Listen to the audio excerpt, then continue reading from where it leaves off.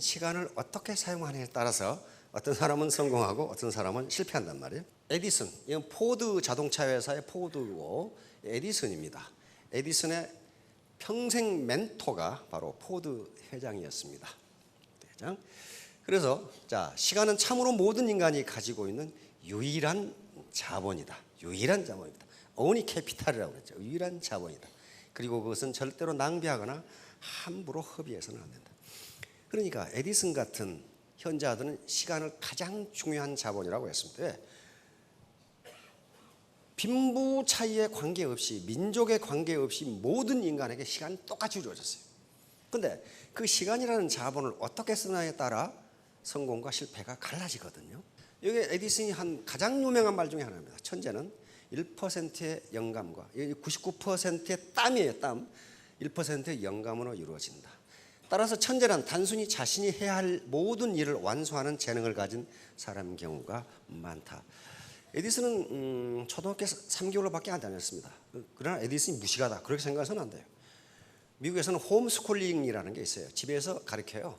학교 안 보내고. 에디슨의 어머니가 교사였죠.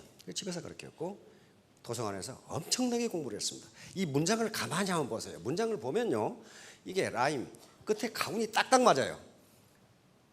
1% 인스피레이션 영감이고 99% 퍼스피레이션, 퍼스피레이션, 인스피레이션 딱 두 개를 대비해가지고 이 말을 한 거예요. 퍼스피레이션 땀이고 인스피레이션 영감. 영감이니까 이건 머리죠. 지식 이런 거예요. 그러니까 천재는 노력으로 이루어진 것이다. 왜? 자기가 그렇게 했거든. 어떤 책을 봐도 에디슨이 머리가 좋았단 말은 한마디도 없어요.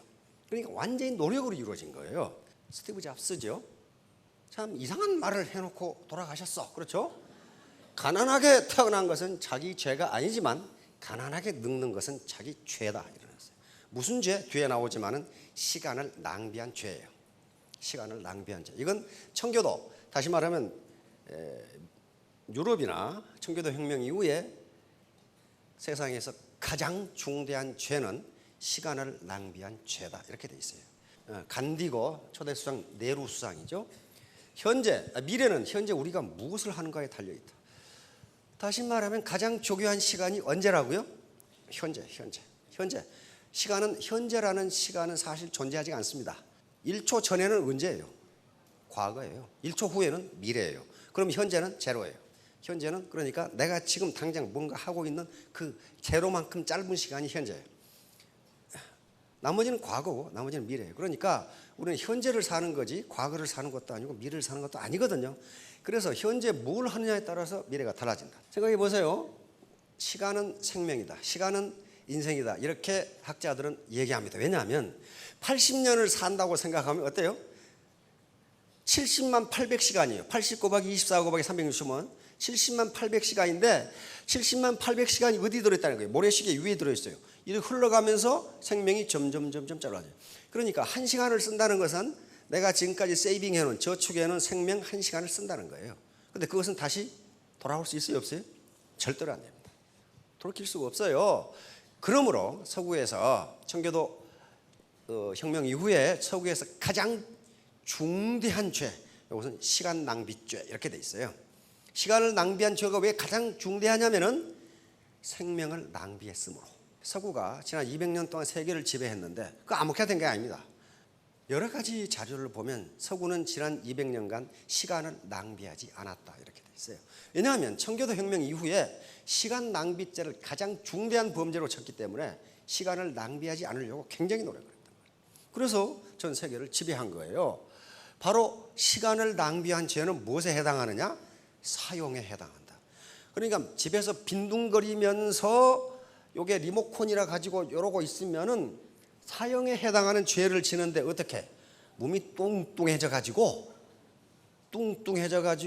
뭐 콜레스테롤 차고 고혈압 올라가고 그래 가지고 딱 사형을 당해. 그렇죠? 그렇잖아요. 그게 사형에 해당하는 죄예요. 자, 그런데 요 말이 어디가 나오냐 하면은 빠삐용이라는 영화를 보셨나요? 전혀 모르시는 분은 굉장히 행복한 분이야. 굉장히 젊다는 얘기거든.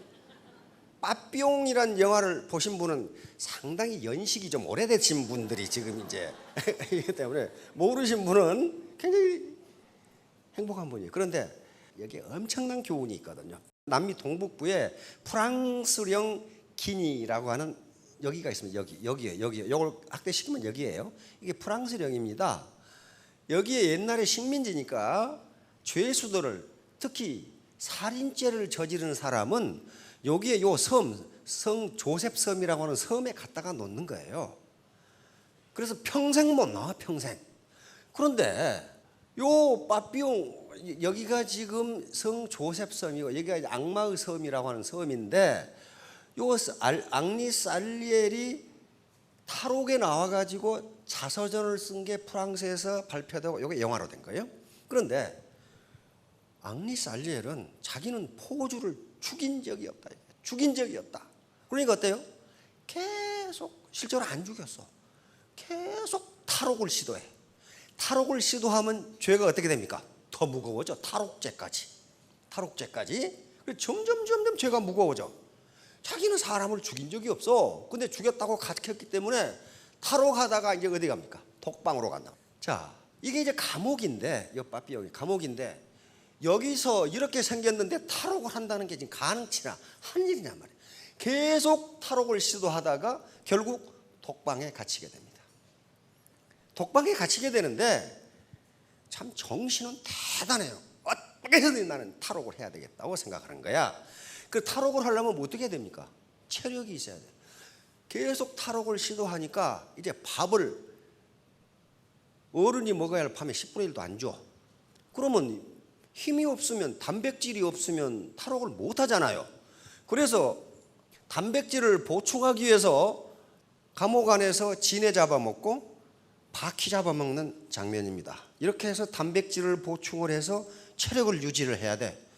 그래서 혹시 극한 상황에 다다르면 지네도 잡아 자시고, 바퀴도 그 단백질이니까 먹는 장면이죠. 이렇게 해서 체력을 유지하기 위해서 벌레를 잡아먹습니다. 왜? 탈옥이라는 목표를 지금 달성을 해야 돼. 이게 지네 먹고 지금 바퀴 먹는 게 문제가 아니고 탈옥을 해야 된다고. 탈옥을 하려면 또 운동을 해야 돼. 창문을 타고 올라가야 될 거 아니야. 예, 계속 운동을 해. 그러다가 어떤 영감이 죽었어. 죽으면은 포대에 넣어가지고 바다에 버려. 거기에 자기가 기어들어가서 탈옥하는 장면입니다. 이제 요 있죠? 던져버린단 말이에요. 이렇게. 근데 이 바다는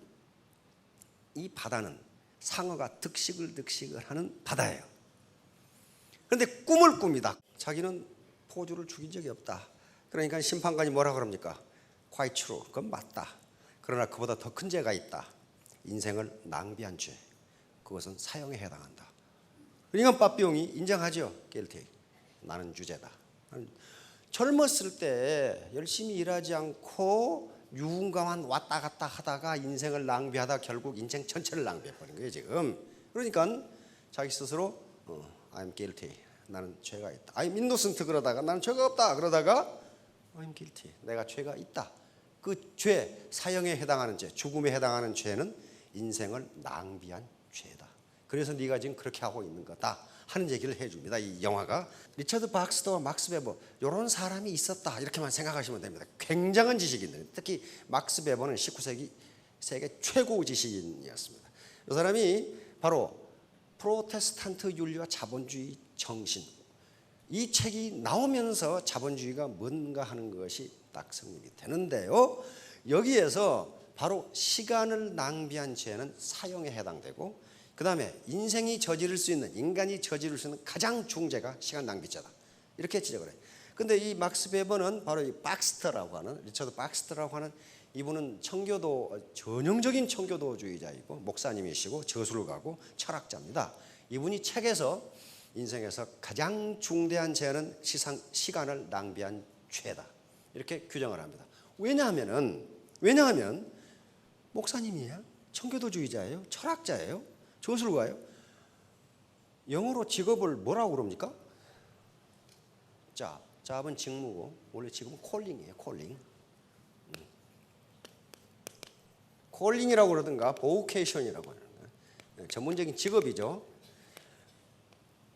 직업을 이렇게 얘기해요. calling 또는 vocation. 짧은 자기가 현재 맡고 있는 직무고 직업이고, calling은 뭡니까? 소명이라는 뜻이에요. 소명. vocation도 voice에서 나왔으니까 voice 부르는 소리 또는 소명이에요. 그러니까 내가 지금 어떤 일을 하고 있다. 내가 세탁소를 하고 있건 내 터미를 하고 있건 운전을 하고 있건 그것이 뭐라는 거예요? 네가 선택해서 하는 일이 아니고 신이 너에게 그렇게 하라고 했으니 너는 거기에 대해서 최선을 다하는 것이 신에게 영광을 돌리는 길이다. 이게 청교도 정신이에요. 그렇게 하면 성공 못할 사람이 있어요? 그런데 인생을 낭비했다는 건 뭐예요? 젊어서 건달질이나 하고 술집이나 돌아다니고 하는 것은 네가 너에게 신이 맡겨준 소명을 완수하지 못했으니 너는 신을 못 오가는 것이다. 그래서 너는 사용에 해당하는 죄를 짓는 것이다. 그 개념이에요. 지금 이 개념이 나오면서 서구가 동양보다 앞서버려요. 앞서버려. 직업을 내가 돈을 벌기 위해서 한다. 이것은 도구적 가치밖에 없어요. 그러나 내가 내 일을 열심히 하는 것 자체가 신에게 영광을 돌리는 길이다. 이렇게 되면 그것은 본질적 가치를 갖습니다. 본질적 가치는 절대로 포화 상태가 되질 않아요. 포화 상태가 되질 않는다고요. 그러나 도구적 가치는 포화 상태에 다다릅니다. 배고플 때는 밥이 최고인 것 같지만은 밥을 계속 먹으면 어떻게 됩니까? 배가 터져 죽어. 그래서 일정한 한계가 있어요. 도구적 가치는요, 일정한 포화 상태가 되면 그 이상 추구하지를 않아. 그러나 본질적 가치는 포화 상태가 되지를 않아. 예를 들면 사랑을 많이 받으니까 질렸다. 그런 인간은 없어요. 많은 사람이 나를 존경하니까 이제 그만했으면 좋겠다. 없잖아요. 그럼 본질적 가치는 포화 상태가 없어요. 그러니까 내가 하는 일이 내 이 세 끼 식사를 해결하게 해서 산다. 이렇게 되면 포화 상태가 오는데 내가 하는 일이 신에게 영광을 돌리는 길이다. 또는 불교 다니시는 분은 부처님께 영광을 돌리는 길이다라고 생각하면 포화 상태가 오지를 않아요. 그러니까 서구가 팍 커버리는 거예요. 톨스토이라는 사람 알죠? 이 사람은 연식이 오래됐건 젊었건 다 알아야 돼요. 톨스토이의 지금 우리나라 서점에 번역되어 나와 있어요. 살아갈 날들을 위한 공부, 그렇게 나와 있는데 원래 제목은 그게 아닙니다. 365일의 지혜 이렇게 나와 있어요. 그래서 365개 주제를 가지고 매일 이렇게 오늘은 뭘 묵상하면서 살아라 이렇게 돼 있어요. 근데 그걸 번역하면 이만큼 크니까 우리나라의 서울대 교수가 그걸 축약해가지고 번역해 놓은 게 살아갈 날들을 위한 공부, 그렇게 조그만 책에 나와 있어요. 거기 뭐라고 돼 있어요? 톨스토이 한 말, 이 말은 톨스토이 동화에도 나오고 많이 나와요. 당신에게 가장 중요한 때는 언제인가? 언제라고 그랬어요? 현재다. 내 군대 생활을 하면서 그 아주 말썽 피우는 쫄병들이 있거든요. 그런데 내가 사회 나가서는 잘할 겁니다. 그런데 그 자식 보면 사회 나가서도 그 모양이야. 그러니까 안에서 새는 쪽박 밖에 나가도 샌다고. 현재에 충실하지 못한 사람은요, 사회 나가도 충실하지 못해요. 그래서 당신에게 가장 중요한 때는 언제인가? 언제라고요? 지금이에요.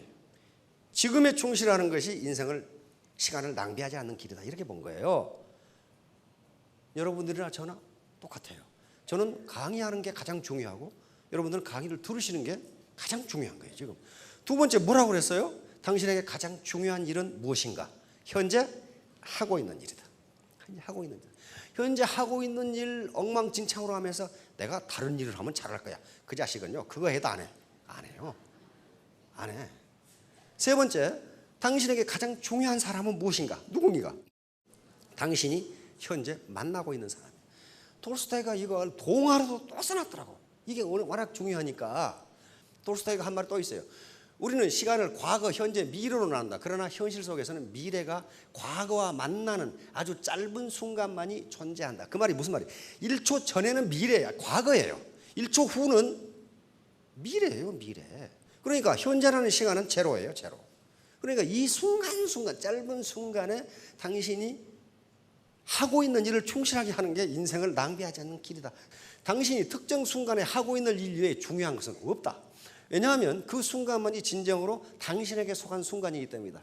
당신이 진정으로 사는 것은 현재뿐이다. 당신은 과거를 기억하는 능력과 미래를 상상하는 능력을 가지고 있다. 하지만 이런 능력들은 현재의 일을 잘할 수 있도록 주어진 것이다. 이게 중요하게 톨스토이가 이게 언제 쓴 거냐면 죽기 1년 전에 쓴 거예요. 그러면서 그 책의 서문에 뭐라고 했냐면 내가 쓴 책 중에서 가장 중요한 책이라고 써놨어요. 그리고 내가 인류에 보답하는 길은 이 길밖에 없다고 생각해서 이 책을 쓴다 그래놨어요. 자, 이게 지금 벤저민 프랭클린 다 아시죠?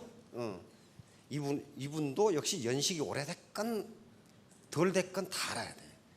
미국의 대통령을 지내지 않는 분으로 백악관에 초상화가 걸려있는 분은 이분 하나예요. 미국인들이 가장 좋아하는 $100 지폐에 이 양반이 들어가 있어. 워싱턴이 안 들어가 있어요. 그만큼 미국의 건국의 아버지예요. 건국의 아버지예요. 초등학교밖에 졸업 못했습니다. 그런데 최고의 문필가, 벌써 10대에 신문에 칼럼을 쓰기 시작할 정도로 공부를 열심히 했어 혼자.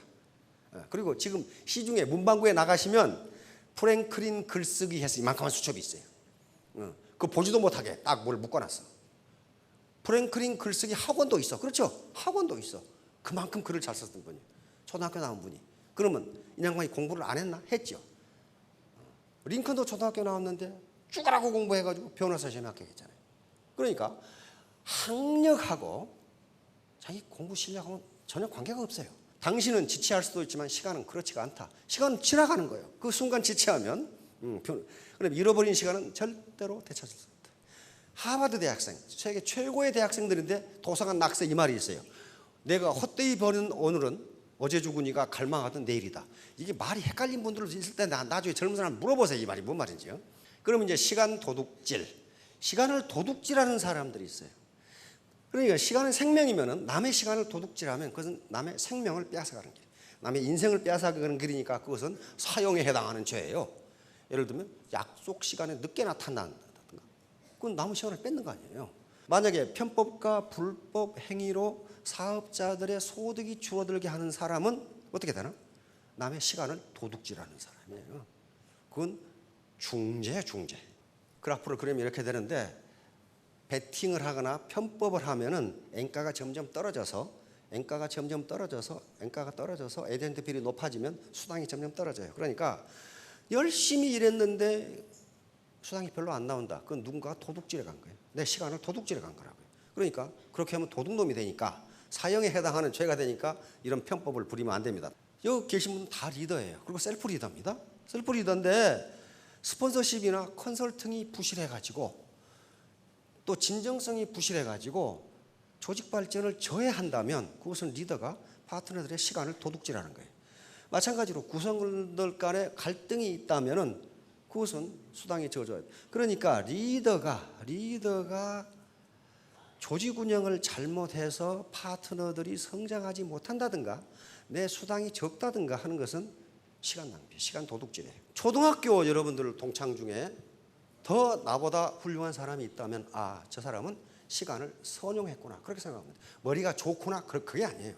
시간을 어떻게 사용해요? 자, 이제 그러면 자신을 한번 판단해 보시기 바랍니다. 작년도에 2013년 우리나라 국민 총소득이 2,869만 5천 원이에요. 1인당.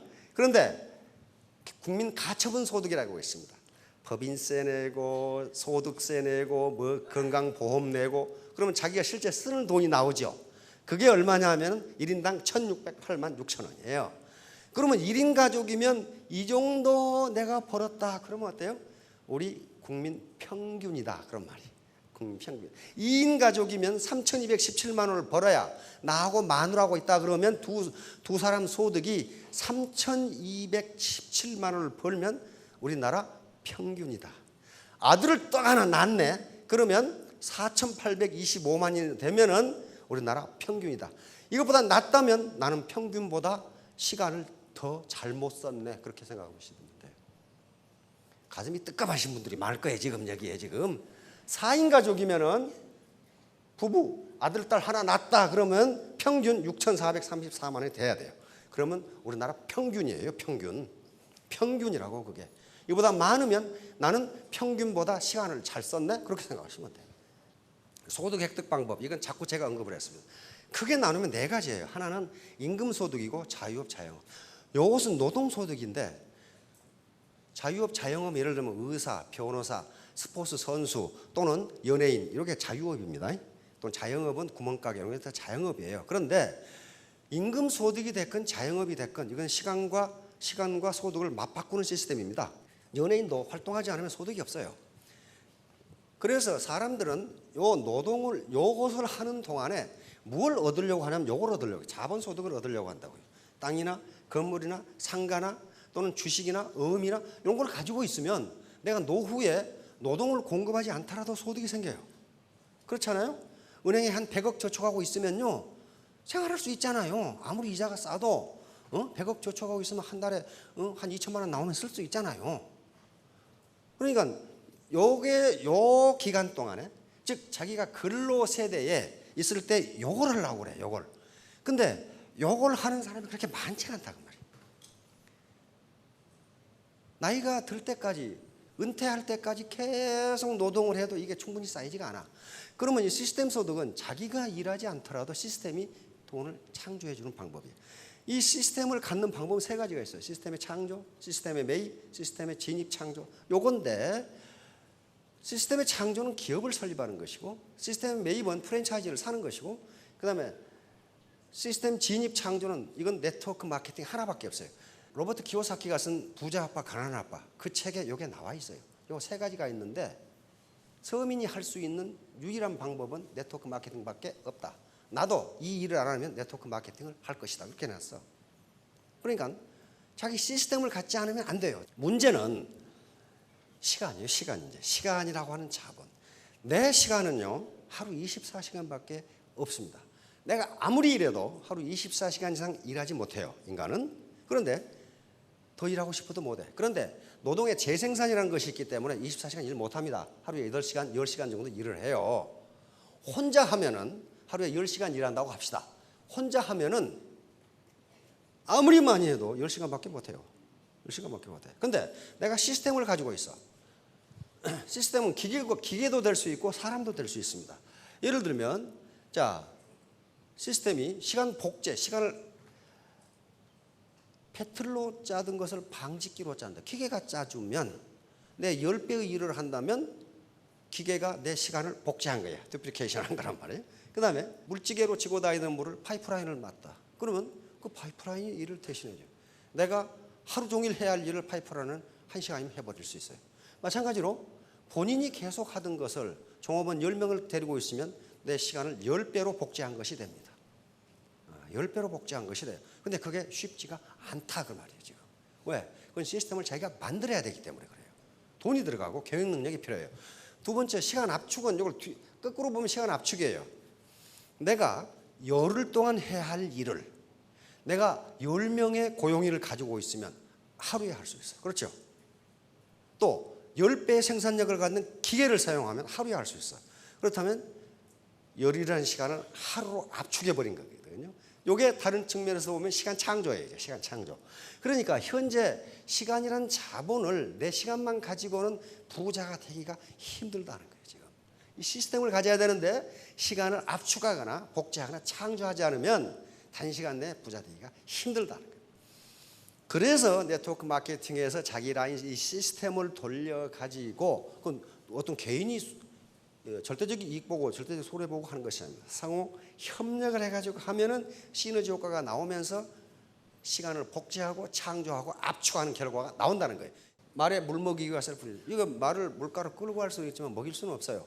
여기까지 오실 수는 데려올 수는 있지만은 하고 말고는 자기 마음이에요. 가난은 나라님도 구제 못한다. 옛날부터 그랬어요. 그럼 누가 구제해야 돼? 내가 해야 돼. 내가 해야 되는데 자본을 갖는 길밖에는 없어요. 바로 국가발전과 개인성취. 이것은 우리 대한민국이라는 나라는 세계 최빈국에서 지금은 15번째 GNP 대국이 됐는데 거기까지만 생각하시고 그러면 나는 무언가 이렇게 생각해요. 나는 대한민국은 세계 15번째 경제 강국이 됐는데 나는 뭐냐? 내가 과연 우리 대한민국이라는 국가 전체하고 비교했을 때 시간을 잘 쓴 건가? 그건 스스로 판단하셔야 돼요. 자, 그래서 가장 잔인한 리더는 빈곤이라고 하는 리더. 빈곤은 인간을 아주 그냥 암흑 구렁텅이로 끌고 가거든요. 절망, 이런 것을 끌고 가. 그래서 빈곤에서 벗어나야 돼요. 자, 스폰서십과 파트너십. 그래서 스폰서십과 파트너십, 스폰서들이 파트너들을 잘 관리, 시간을 도둑질해서는 안 돼. 김정일이나 김일성이처럼 하면 안 된다 그 말이에요.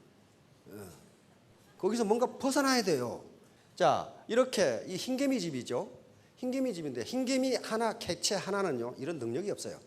그래서 하버드 대학의 몰튼 교수가 밀러 교수가 연구를 했죠. 어떻게 이렇게 되는가? 이걸 초유기체라고 그러고 집단지성이라고 그랬어요. 바로 북한이나 필리핀 같은 경우는 뭐가 없어요? 집단지성이 없는 국가예요. 민중은, 일반 민중은 무식한 것 같지만 그렇지 않아요. 의사결정을 기가 막히게 한다고요. 그런데 요 흰개미 각각 하나하나는 이런 능력이 전혀 없는데 흰개미 군집, 집단이 모이면은 이게 요 하나에 한 100만 마리가 산답니다. 요 100만 마리가 서로 협력하는 거예요.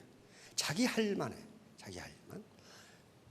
요렇게 되는 것처럼 우리 애터미의 사업자들이 내 입장에서 보면, 스폰서 입장에서 보면 저 사람 사업할 수 있나?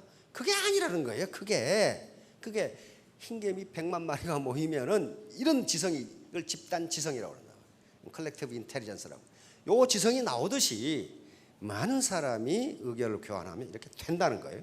저 진도 가면 울돌목이라고 있는데 거기 가보신 분 계시죠? 가보면 물소리가 요란스러워요. 상상을 해보세요. 이게 판옥선 12척이었거든요. 12척이고 일본은 333척이었어요. 요걸 싸워서 이기겠다고 생각한 이순신 장군의 용기. 어떻게 12척을 가지고 판옥 거북선 다 때려 부서지고 원균이라는 사람이 다 말아 자시고 12척 가지고 이겼어요. 완전히 격파해버리고 그 뒤로 일본은 맥을 붙이지 못합니다. 자, 근데 요 이순신 장군이 이길 수 있었던 게 요거예요. 필사즉색. 선조 임금께 올린 장계 중에 이 말이 들어있고, 그 다음에 난중일기에 이 말이 들어있어요. 내가 이렇게 연설을 했다는 게 들어있어요. 필사즉생, 필생즉사 이렇게 돼 있어요. 근데 이것은 이순신 장군이 하신 말씀이 아니고 오자병법이라는 병법에 이 말이 들어있어요. 옛 병서에 이르기를 죽음을 각오하고 싸우면 살고, 오자병법에는 행생즉사 그랬거든요. 요행이 살자고 하면 죽는다. 자, 여기 계신 분들은 사회 경제자본을 물려받은 분들은 전선 300척을 가지고 있는데 나는 12척밖에 없다. 그래도 죽기 살기로 하면 이긴다. 왜? 그 모범을 이순신 장군이 보여주셨잖아요. 지영중 회장님 초등학교 졸업했어요. 그러나 무식하다고 하지 않습니다. 왜? 한학을 하셨고 이 양반이 회계, 부기에 능한 분이에요. 부기를 배우신 분이라고. 그러니까 기업을 그렇게 경영할 수 있는. 이분의 좌우명이 뭐냐면은 일근천하문안사예요. 다시 말하면 인간이 한결같이 부지런하면 천하에 어려울 일이 없다. 그런 말이에요. 그래가지고 요 액자를 화장실에다 걸어 놓으셨대. 화장실에다. 누가 나한테 문자를 보냈는데 우리나라에 쓰리걸이 있다고 그러더라고. 쓰리걸. 첫째가 해볼걸. 두 번째가 참을걸. 그렇게 참을걸. 셋째가 열심히 할걸. 그러다가 걸걸 하다가 자, 마지막으로 그래서 이게 태도입니다. 태도, 애티튜드. 태도는 멘탈 애티튜드입니다. 마음가짐이에요. 세상만사 마음먹기에 달려있다. 여기 능력은 1%만 있으면 돼요. 누가 말했어요? 에디슨이 그랬어요. 1%의 영감과 99%의 노력. 이게 태도입니다. 태도. 이걸 다 갖추면 뭐가 됩니까? 신사숙녀가 돼서 성공한다. 기왕이면 신사숙녀로 성공을 해야지. 어렵게 돈 벌어가지고 돈질을 있다고 그러면 이게 사람 미친 걸 아니야. 그렇죠? 자, 3년 후, 5년 뒤에 전부 이 자리에 올라서서 스피치를 하실 수 있기를 기대합니다. 예, 감사합니다.